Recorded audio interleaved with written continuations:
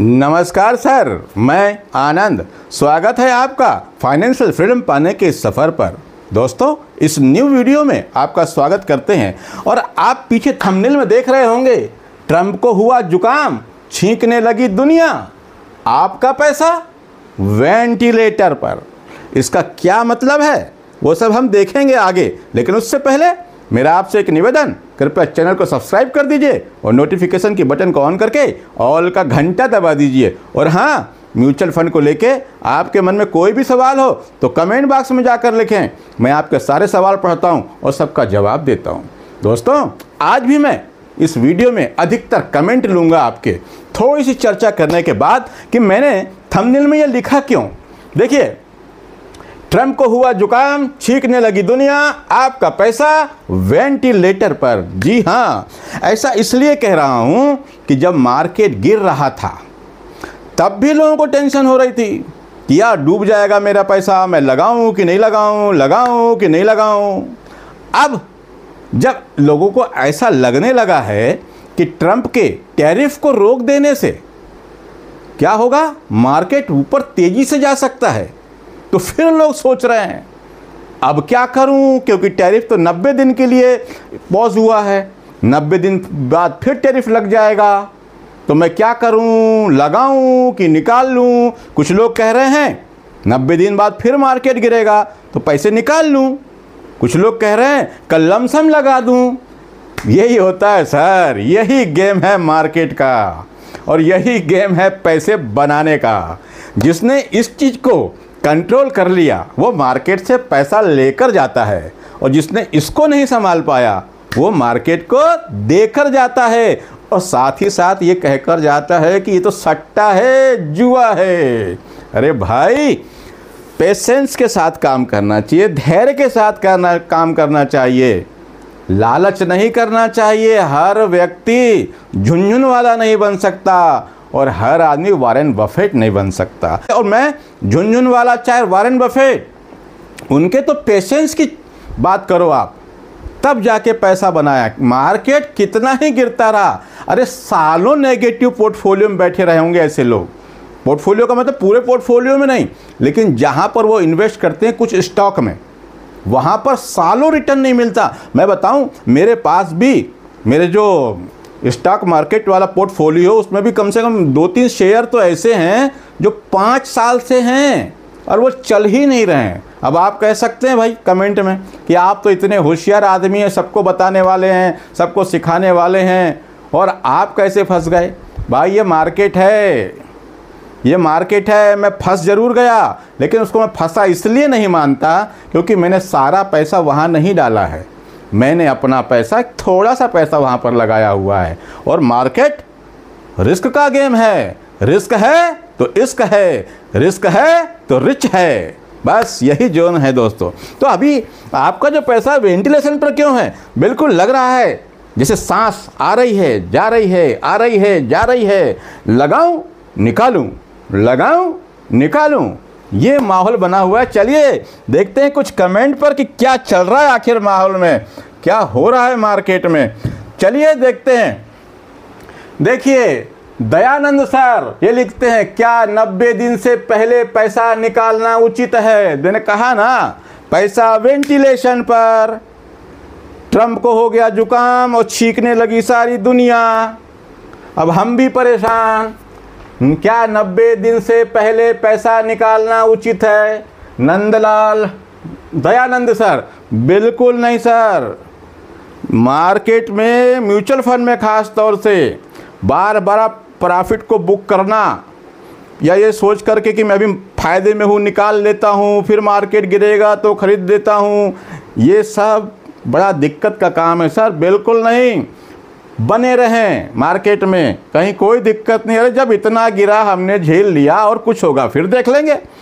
पर मुझे लगता है अब ये टैरिफ का जो चक्कर है ना, ये थोड़ा सा कम हो जाएगा कुछ ना कुछ, क्योंकि बत्ती तो ट्रंप पे भी पड़ी है। मैं तो सिर्फ ट्रंप को जुकाम हुआ की बात कर रहा हूँ, मुझे तो लगता है वहाँ पे बुखार और कोरोना वोरोना सब हो गया है उसको, इसलिए वो थोड़ा सा कंट्रोल में है। तो मार्केट से पैसा वैसा नहीं निकालना है। विपिन विपुल घोष सर लिखते हैं आपका बोलने का अंदाज बहुत अच्छा लगता है। विपुल सर आपका बहुत बहुत धन्यवाद, आपका प्यार और स्नेह मुझ पर बनाए रखिए। अगले कमेंट पर आता हूँ। स्टार सोनू स्टार ये लिखते हैं रिस्पेक्टेड सर टुमारो लमसम कर सकते हैं और किस म्यूचुअल फंड में करूं। देखिए लमसम कर सकते हैं, क्यों नहीं कर सकते, हमेशा कर सकते हैं। लेकिन अब आप कल की बात कर रहे हैं, कल का मतलब कल मार्केट खुलेगा और मार्केट हो सकता है काफ़ी तेज़ी से ऊपर जाए, गैप अप खुल जाए। अब ऐसे में थोड़ा बहुत पैसा भले ही लगाएं, लेकिन मैं फिर कहूँगा अगर ज़्यादा गैप अप हो तो पैसा नहीं लगाना है, तो रुक जाएं। और लमसम का मतलब कितना पैसा वो मैं नहीं जानता, पर जितना भी पैसा हो आपको, आप थोड़ा थोड़ा करके 2 से 4-6 महीने में ही अपना पैसा लगाएं। और आपने पूछा किस म्यूचुअल फंड में लगाऊं, तो किस म्यूचुअल फंड में लगाऊं, तो आपका जो पुराना पोर्टफोलियो होगा उसी फंड में लगाइए, अलग से कोई इन्वेस्टमेंट लेने की आवश्यकता नहीं है। हृदयांश श्रीवास्तव सर लिखते हैं नमस्ते। नमस्ते सर। अच्छा ये देखिए, और दिनेश कुमार सर वहाँ उन्होंने लिखा कि 90 दिन के पहले पैसा निकाल लेंगे। दिनेश कुमार सर लिख रहे हैं यानी कि 90 दिन बाद मार्केट फिर से गिरेगा। हो सकता है, नहीं भी हो सकता है, पर मुझे तो नहीं मालूम। इसलिए मैं क्या करूँगा, ना तो पैसा निकालूंगा, हाँ डालूंगा मतलब अपनी SIP कंटिन्यू रखूँगा, और अगर गिरेगा तो फिर थोड़ा बहुत डालूंगा। जब मैं ये कहता हूँ कि गिरते मार्केट में पैसा लगाएं, तो इसका ये मतलब नहीं है कि मेरे पास बहुत सारा पैसा है और मैं बहुत सारा पैसा लगा दूँ, ऐसा नहीं कहता। आपके पास जितना है 100 रुपया, 200 रुपया, 500 रुपया, जो आप उतना ही वन टाइम इन्वेस्टमेंट कर दें, पर गिरते हुए मार्केट में बंद ना करें, ये मेरा कहना होता है। दिव्या ये लिखती हैं, दिव्या मैडम सर मैंने SBI स्मॉल कैप 7-8 बार न्यू SIP करके SIP स्टॉप कर दिया। जब मनी होता है तो इन्वेस्ट कर देती हूँ सर, लमसम बंद है। आइडियली 2 से 10 हज़ार तक इन्वेस्ट किया है। जब भी ऐसा अमाउंट मेरे पास होता है उससे कोई दिक्कत, देखिए दिक्कत कुछ नहीं है, सीधी सी बात है। पैसा रहेगा तो हम लगाएंगे, नहीं है तो कहाँ से लगाएंगे। लोन लेके तो बिल्कुल नहीं लगाना है, घर का सामान बेच के नहीं लगाना है, पैसा रहेगा तभी लगाएंगे। तो मैं ये कहता हूँ जब इस पर नुकसान क्या होता है, नुकसान ये होता है कि हम ऐसे में कई बार धोखा खा जाते हैं। हमको लगता है कि अभी मार्केट अभी तेज़ी में अभी नहीं लगाता, गिरेगा तब लगाऊंगा, गिरेगा तब लगाऊंगा, और मार्केट 20,000 से 26,000 पहुँच जाता है और हमारा पैसा वहाँ बिल्कुल भी नहीं लगा होता। इसलिए इस तरह अगर हम करेंगे तो हमारा पोर्टफोलियो में हम पैसा जमा ही नहीं कर पाएंगे, और जमा ही नहीं करेंगे तो रिटर्न कैसे मिलेगा। इसलिए मैं कहूँगा दिव्या मैडम आप जितना भी हो सके थोड़ा थोड़ा पैसा म्यूचुअल फंड में SIP जरूर कर दें। आप भले ही 100 रुपये की SIP करें, 200 रुपये की SIP करें, जो आपका रिस्क कहता है, आपकी क्षमता कहती है वैसा करें, पर 2-3 SIP जरूर चालू कर दें। महीने के 2,000 रुपये की ही कर दें। 2,000 की नहीं कर सकते तो कुछ ऐसे म्यूचुअल फंड है जो 200 रुपये महीने की भी SIP लेते हैं, कुछ 300 की भी लेते हैं, कुछ 100 रुपये वाले भी हैं।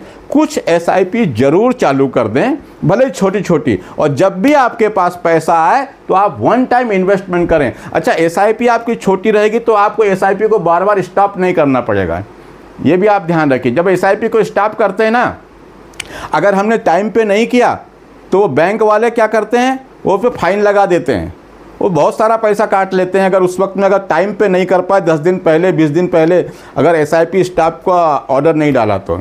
इसलिए मैं कहूँगा कि भले 100 रुपये की SIP 200 की करें, पर करते रहें SIP को बंद ना।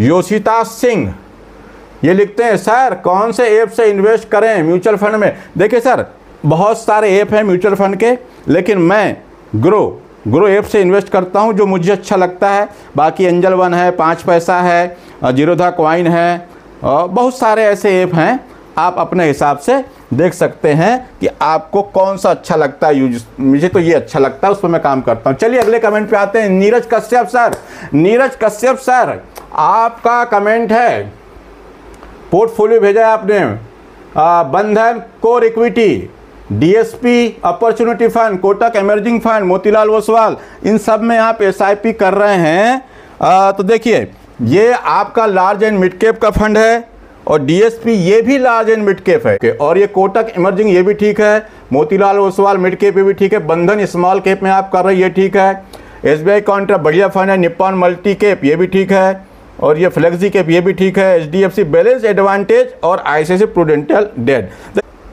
जल्दी पैसों की आवश्यकता नहीं है, रिटायरमेंट का समय आपका नहीं आया, आपकी उम्र 50, 55, 60 के ऊपर नहीं है, तो मैं ये कहूँगा कि ये बैलेंस एडवांटेज और आईसीआईसीआई इक्विटी एंड डेट इस फंड को आप यहाँ से हटा करके इन्हीं फंड में इस पैसे को कर सकते थे, तो मुझे ज़्यादा अच्छा लगेगा। आपकी उम्र ज़्यादा नहीं है तो आप इन 2 फंड को यहाँ पर इस पैसे को इस 8 फंड में ही लगा सकते हैं बांट करके। मगर मैं मान लेता हूँ कि अब अच्छा आपने टाइम कितना लिखा है 10 साल, तो देखिए आपकी एसआईपी चल रही है 1 लाख रुपए की, टाइम दिया है आपने 10 साल, 10 साल तक आप लगातार इन्वेस्ट करते हैं तो आपका इन्वेस्टमेंट अमाउंट होता है 1 करोड़ 20 लाख रुपया।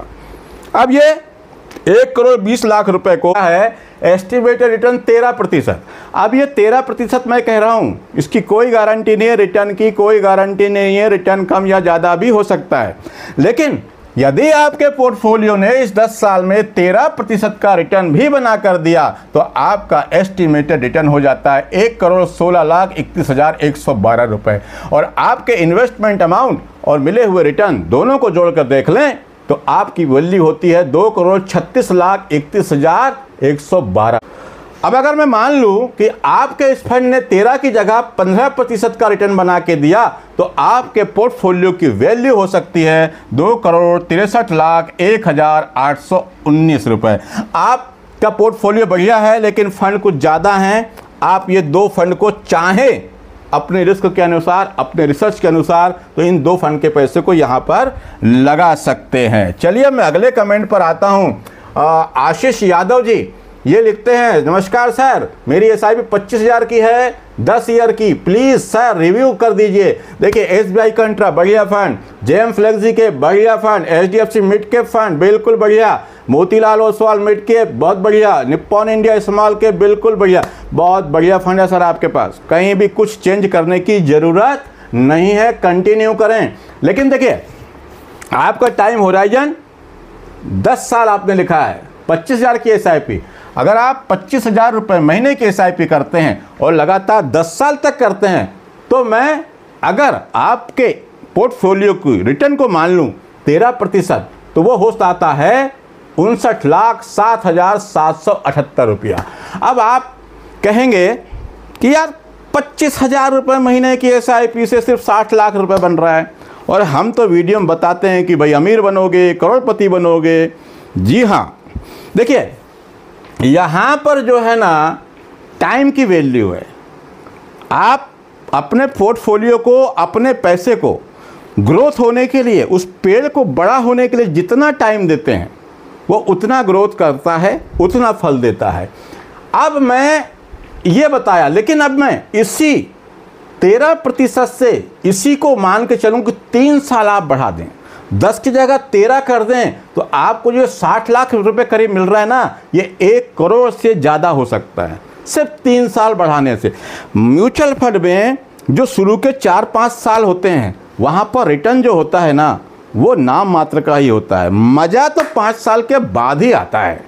इसलिए मैं कहता हूँ कि 5 साल से कम का जिसका टाइम है वो बाजू वाली बैंक में जाओ और एफडी कर दो, लेकिन उससे ज़्यादा का टाइम है तो ही म्यूचुअल फंड में और शेयर मार्केट में आना चाहिए। अब आप लिखते हैं 13% का नेगेटिव, कोई दिक्कत नहीं सर, आप तो 10-12 साल के लिए आए, टेंशन मत लीजिए, सब ठीक हो जाएगा। चलिए अगले कमेंट पे आते। सुब्रत पात्रा सर ये लिखते हैं, सर लगता है बंदे कोरोना से पहले एसआईपी नहीं किया। हाँ, जो लोग कमेंट कर रहे हैं कि मार्केट गिर रहा है पैसे निकाल लो, इस टाइप पे आपने लिखा है कि कोरोना के पहले जिन लोगों ने एसआईपी शुरू नहीं की इसलिए वो लोग डर रहे हैं। उस समय में क्या हुआ था, ये क्या लिख रहे हैं देखिए, इसको भी ध्यान से सुनिए।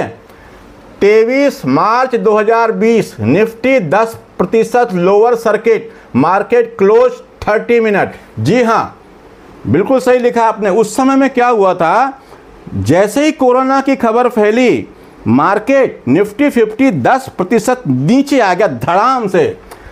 कब? 23 मार्च 2020 को। और उसके बाद मार्केट में ट्रेडिंग को रोक दिया गया था आधा घंटे के लिए।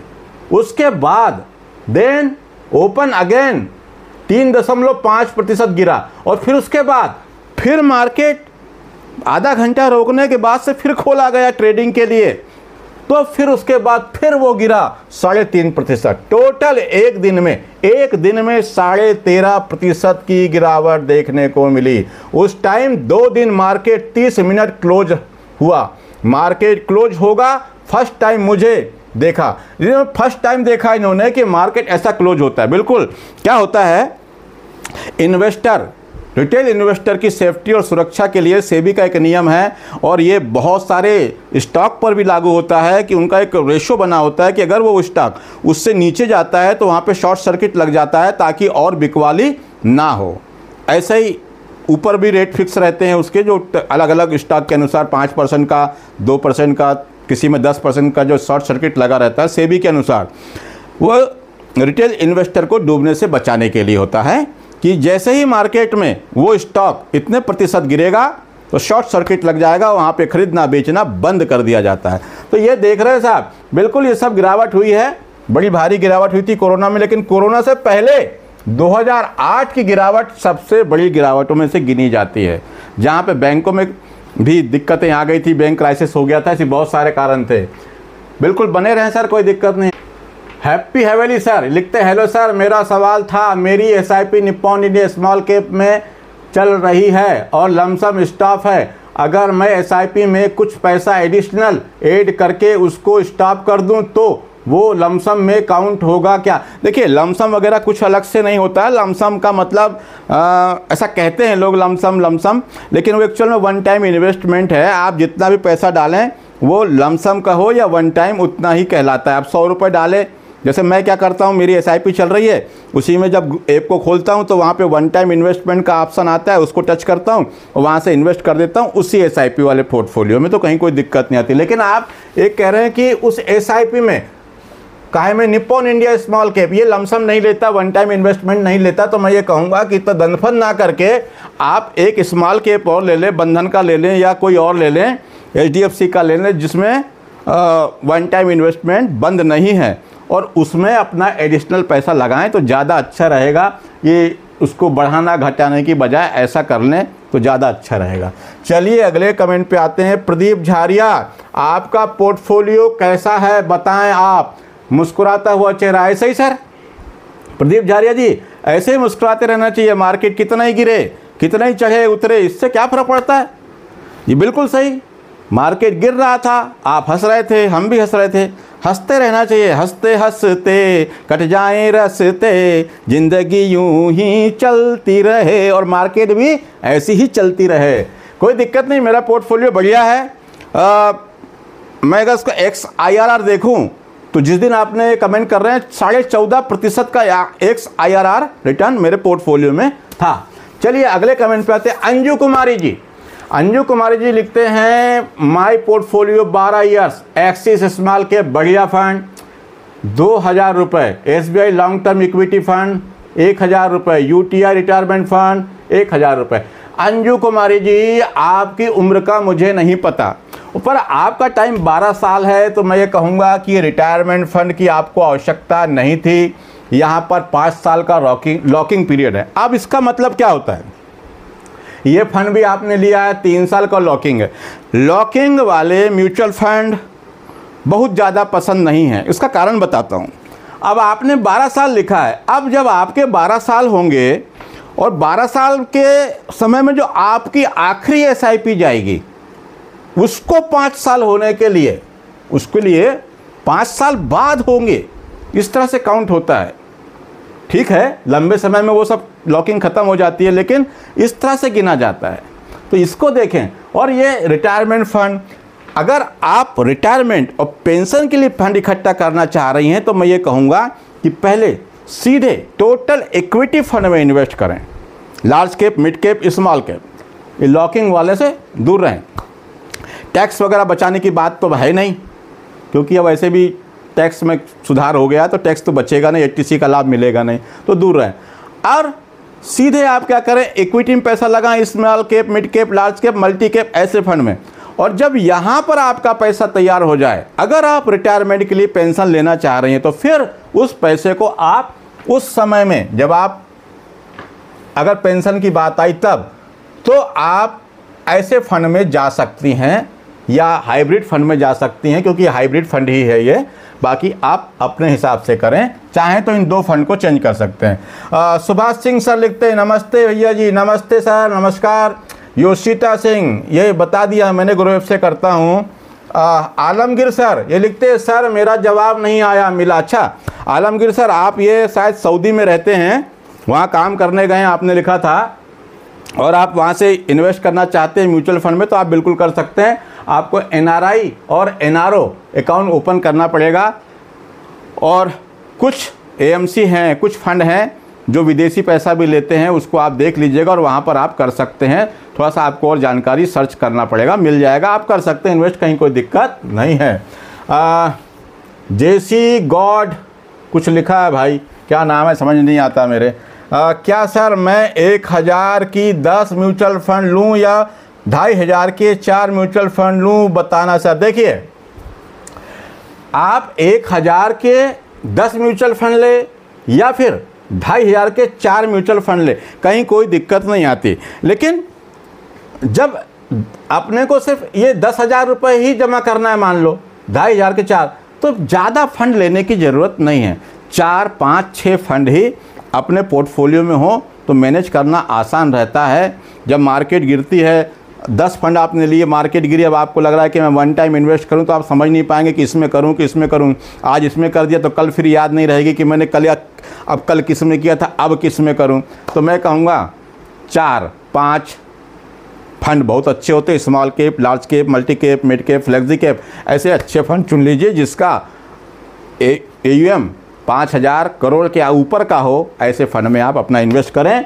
और दोस्तों, आप म्यूचुअल फंड में बने रहें। मार्केट में फिर कल तेज़ी देखने को, कल मतलब एक दिन मार्केट खुलेगा, कल शुक्रवार है, कल मार्केट में हो सकता है बड़ी तेज़ी देखने को मिले, और IT सेक्टर ख़ास तौर से काफ़ी तेज़ दिख सकता है। लेकिन मैं फिर कहूँगा, इस तेज़ी के चक्कर में ना आएँ, बल्कि समझदारी के साथ लगातार अपने पैसे को थोड़ा थोड़ा करके इन्वेस्ट करते रहें तो अच्छा होगा। बाकी आपका पैसा है, आप अपने हिसाब से करें। मैं जो भी फंड यहाँ पर बताता हूँ उसको पूरी गारंटी ना मान लें, बल्कि मेरे बताने के बाद आप खुद उस पर रिसर्च करें, उसके बारे में समझें, तब इन्वेस्ट करें। और हाँ, वीडियो अच्छा लगा हो तो इसको अपने दोस्त, भाई और व्हाट्सएप यूनिवर्सिटी में शेयर ज़रूर करें। आज के लिए इतना ही। नमस्कार, जय हिंद, जय भारत।